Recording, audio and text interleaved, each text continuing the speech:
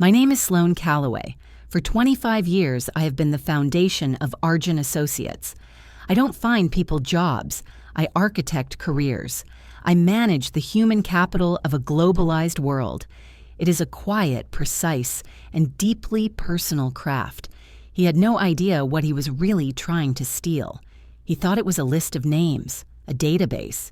He thought it could be scraped, scaled, and synergized. What he did not understand was that my work was not a system of data. It was an ecosystem of trust. And ecosystems have their own defenses. My office overlooked the city from the 42nd floor. It was a space of quiet order. The desk was a clean expanse of dark walnut. On it sat a porcelain tea set, a canister of Taiwanese oolong, and a weighted fountain pen my mentor gave me before he passed. He told me it had substance, like a good contract. The only decoration on the wall was a framed diagram of a complex naval knot. It was a reminder that the strongest bonds are built with patience and precision. I was on the phone with Marcus Thorne. He was the chief executive officer of a global logistics empire. The world knew him as a ruthless negotiator who had crushed his competition. I knew him as a man who was terrified his daughter, Amelia, was losing interest in her show jumping. "Amelia has the talent, Marcus," I said, my voice calm. "But Stardust is a sensitive horse. He feels her anxiety about the upcoming regionals. Tell her to focus on the connection, not the prize. The prize will follow." He was silent for a moment. Then he sighed. "You should have been a diplomat, Sloan." I smiled faintly. "That is a different kind of headhunting, Marcus. Let us talk next week about the open seat on the Genentech board. I have a name for you." We ended the call. I made a note in my journal. The ink flowed from the fountain pen, a deep, permanent black. That was my process, a conversation, a piece of personal insight, a bond of trust strengthened. This was the work. This was the value. This was the foundation Connor Sterling was about to try and bulldoze. He did not walk into the firm. He exploded into it, Connor Sterling. 29 years old, the founder's son, flush with family money and an MBA from a school that taught disruption as a religion. He was a whirlwind of noise, bright white sneakers that squeaked on the marble floors, and a suit that was too tight in the shoulders. He wore a $10,000 watch, but wore it so loosely it slid on his wrist like a bracelet. It was the kind of detail that told you everything you needed to know. All surface, no substance. He barged into my office without knocking. He gestured at my tea set.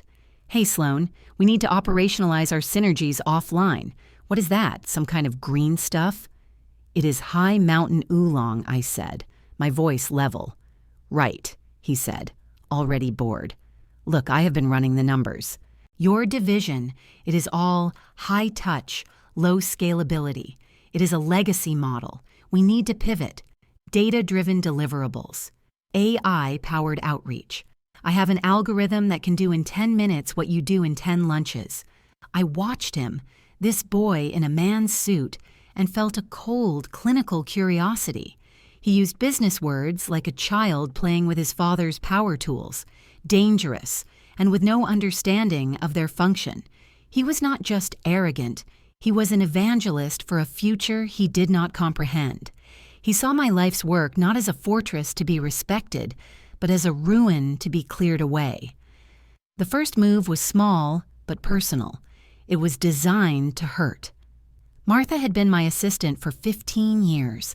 She knew the names of my clients' children. She knew who needed a congratulatory bottle of scotch and who needed a quiet note of condolence. She was the keeper of the ecosystem's gate. Connor reassigned her, synergistic restructuring, he called it, with a smile that did not reach his eyes. I found her packing her desk, her expression a mixture of confusion and humiliation. They had her moving to the mailroom. I stood in the doorway and looked at Connor, who was watching from his own office down the hall. He gave a little shrug, a pantomime of helplessness. Corporate efficiency. My hands are tied. I met his gaze and felt nothing but a profound sense of purpose begin to crystallize. He had made it personal. That night, the office was quiet. The cleaning crews were the only other souls on the floor. I sat at my desk, the glow of the city a cold comfort. I pulled a file from my cabinet. It was an old placement contract, one of the first big ones. The paper was thick, the print slightly faded. My finger traced down the page, past the standard clauses and legal boilerplate, until it stopped. Clause 7.2, the Key Advisor Clause. A memory surfaced. Me, 15 years younger, sitting across from my old law school friend, Julian. We were in a dusty bar celebrating a deal. I was worried. The firm was growing. New partners were coming in. What if they do not understand what I do? I asked. What if they try to replace the relationship with a formula? Julian had sketched something on a napkin. A personal insurance policy, he had called it, a contingency, a hidden feature in the system I was building. It was simple, elegant, and legally airtight. It stated that if I, Sloan Calloway, ever ceased to be the designated representative for a placed candidate, a 24-month window would open. In that window, the candidate could, at their sole discretion, void their non-compete and severance clawback agreements. It was presented to clients as a benefit, a sign of our firm's commitment. It guaranteed their new star executive would have continuity with their trusted advisor. Companies signed it without a second thought. It was a relationship clause. It was meaningless legalese. But what he did not understand was that I had built this system with one hidden feature. It was a kill switch, and Connor Sterling was about to put his hand on it. The next 6 months were a campaign of 1,000 cuts. Each one was a deliberate attempt to erase my value. In an all-hands meeting, he presented the numbers on the Forrester placement, a chief technology officer for a massive aerospace firm. It had taken me 2 years of careful cultivation. Connor stood in front of a slide deck and called it legacy groundwork for his scalable solution.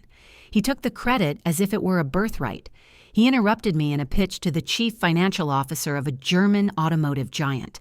I was explaining the delicate cultural nuances of the move. Connor cut in. "Let us pivot to the data," he said, tapping on his tablet. "The numbers are the only story here." The German executive, a man who valued precision and respect, gave Connor a look of such profound contempt it was almost beautiful. We lost the deal. Connor blamed my archaic methods. He called my clients dinosaurs. He called my lunches a tea party. He was slowly, methodically trying to build a narrative inside the firm that I was a relic, a charming but obsolete piece of furniture that needed to be replaced. I endured it all with a chilling dignity. I responded to his provocations with concise, factual emails. I met his smug pronouncements with a calm, unreadable expression. My silence seemed to infuriate him more than any argument ever could. He needed a reaction. He needed to see me break. He thought my professionalism was weakness. It was, in fact, the final sharpening of the blade. The breaking point arrived on a Tuesday. The quarterly shareholders' meeting. The boardroom was filled with the firm's senior partners, old men in old suits who smelled of money and fear. They were nervous about the future. Connor was their drug. He promised them a painless, profitable world run by algorithms. He was in his element, pacing in front of a giant screen, clicking through slides filled with charts and buzzwords. Then he brought up a slide that showed our firm's revenue streams. My division was circled in red, a target. "As you can see," Connor said, his voice dripping with false sincerity, "we have a significant resource drain in our high-touch advisory services. It is inefficient. It is archaic." He clicked to the next slide. On the left, a picture of an old black rotary phone. On the right, the latest, sleekest smartphone. "We are holding a rotary phone in a smartphone world," he said, his voice rising with theatrical importance. "It is time to hang up." The room was silent. Every eye turned to me. I could feel their pity, their morbid curiosity. He had not just insulted my work. He had declared my entire professional existence obsolete in front of the people who held my fate in their hands. He had tried to turn my life into a punchline. I did not flinch. I did not rage. I did not say a word. I took a slow, deliberate sip of water from the glass in front of me. I opened my leather-bound journal. With my fountain pen, I made a single, precise note. The ink was dark against the clean, white page. In that moment of absolute public humiliation, I felt a perfect crystalline calm descend upon me. The calculation was complete. The time for observation was over. The time for execution had arrived. The following Monday was a beautiful, clear autumn day. I arrived at the office early. I bypassed my own floor and went to the mailroom. I found Martha sorting inner office envelopes. I handed her a personal check. It was for a full year's salary. "For your loyalty, Martha," I said, "and for your patience. Start your vacation today." Then I went to my office. I did not turn on the main lights. I sat in the gray pre-dawn glow from the window. I typed a single polite paragraph. It was a letter of resignation, effective immediately. I attached it to an email, addressed it to Connor and the senior partners, and I pressed send. The click of the mouse was the quietest, most definitive sound I had ever made. In my mind's eye, I saw the notification land on Connor's phone. I saw the wide, arrogant, triumphant smile spread across his face. He would pour champagne. He would take a victory lap around the office. He would finally be rid of the dinosaur. He would believe with every fiber of his being that he had won. The fool. I went home. My apartment was a reflection of my office, orderly, calm, and filled with objects that had history. I did not pour a drink. I did not turn on the television. I went to my study. This was not a moment for celebration or grief. It was a moment for work. I powered on my personal computer. I opened an encrypted file that did not exist on any Argent Associates server. It was my real database. My life's work. 2 decades of notes, observations, and connections. He thought my system was a Rolodex. What he did not understand was that it was a living map of the global power structure. I drafted a new email. The language was meticulously neutral. It was legally vetted. It was a masterpiece of devastating simplicity. Subject: a change at Argent Associates. Dear First Name, this letter is to formally notify you that, as of today, I am no longer your designated representative at Argent Associates. As per Clause 7.2 of your placement agreement, this action initiates a 24-month window for your consideration. It has been a privilege to be your advisor. Sincerely, Sloan Calloway. There were 74 names on the list. 74 of the most powerful chief executive, chief financial, and chief technology officers in the world. Each one a placement I had personally managed. Each one bound by a contract containing my hidden feature. Before I began, I paused. I thought about Connor's incompetence. A week before, I had overheard him on a call. He was trying to connect with Marcus Thorne. He had clearly run a data scrape.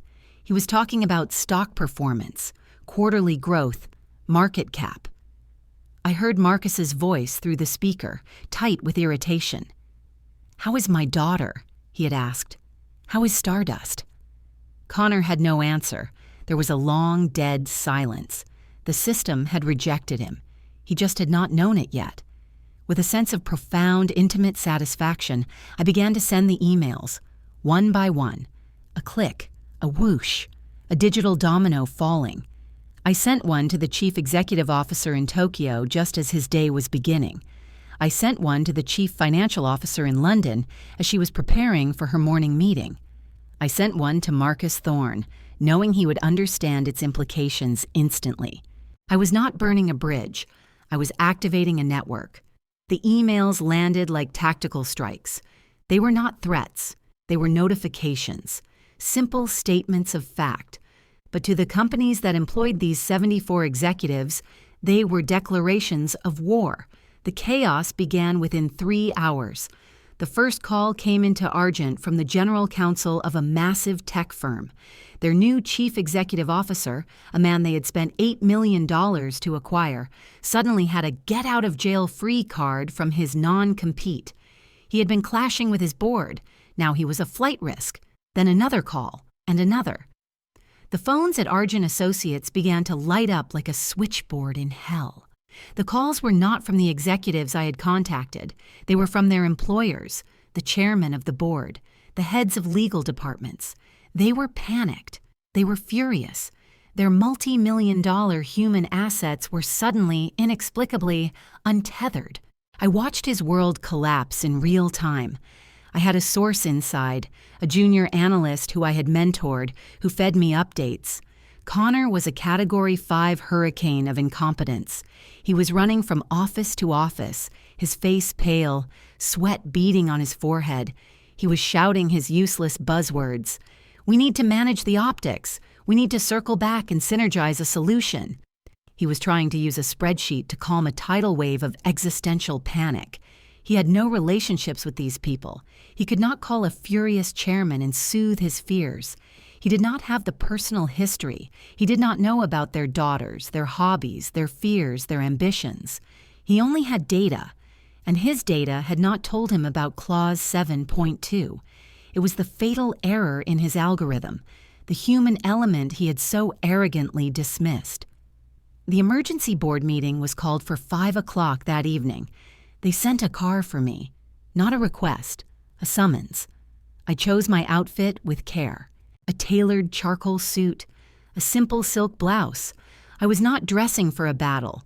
I was dressing for a surrender, theirs, not mine. I walked into the boardroom. The air was thick with the stench of fear and stale coffee. The senior partners looked 10 years older than they had the day before.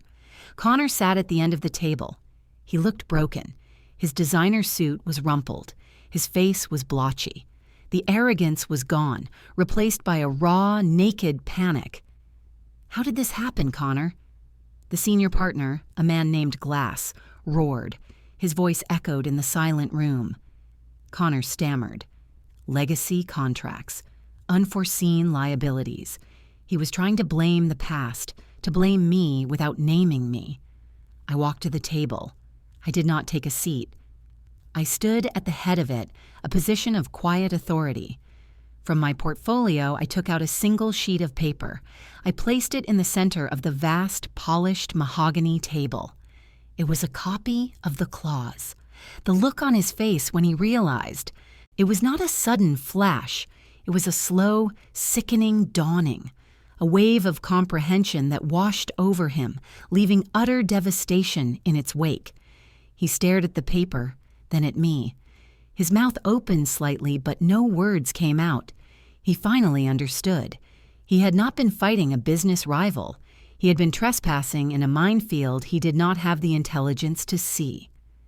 "You called my work a tea party, Connor," I said. My voice was calm, level, and carried to every corner of the room. "You called my relationships inefficient. Those relationships and the contracts that protect them are the only thing this firm is built on. You tried to disrupt the foundation, and now the entire house is collapsing." I let the silence hang for a beat. Then I turned my gaze from the broken boy to the terrified old men. I am the only one who can make the calls to fix this. The victory was absolute. There was no negotiation. There was only capitulation. They ousted Connor. He was forced to sell his partnership back to the firm at a catastrophic loss to cover the initial damages. He was a pariah. A cautionary tale whispered in boardrooms and private clubs. The tech bro who got outsmarted by a Dinosaur's contract. His professional humiliation was total. They offered me his position. Managing partner. I accepted. On my terms. My first condition was a new contract for myself, with a clause of my own that gave me absolute operational control. They agreed without hesitation. My first official act was a phone call. Martha answered on the second ring, her voice tentative. "Martha," I said, "I have a new office. It is a bit larger than my old one. I need a chief of staff. Are you interested?" Her joyful, tearful acceptance was the first sweet note of the new order. Now I stand in my new office, Connor's old office. The view is the same, but the perspective has changed. The space has been cleansed of his presence. The garish modern art is gone, replaced by the clean lines of my walnut desk. The navel knot hangs on the wall. My oolong tea steeps in its porcelain pot. Martha, now my chief of staff, brings in the morning briefing. She smiles, a real smile, and the office feels grounded, sane. The story of the key advisor clause has already become a legend in our industry. The Wall Street Journal wrote a small, precise article about it. They called me a master strategist. They called Connor what he was, a fool. My work has been vindicated. My value is no longer a subject for debate. The ecosystem is secure. It is a quiet, personal, and deeply satisfying triumph. I look out at the city, a sprawling network of power and ambition, a world built on relationships, a world I understand. I pick up my fountain pen. The ink is dark, the point is sharp. There is work to be done, a new order to build, and I am the architect.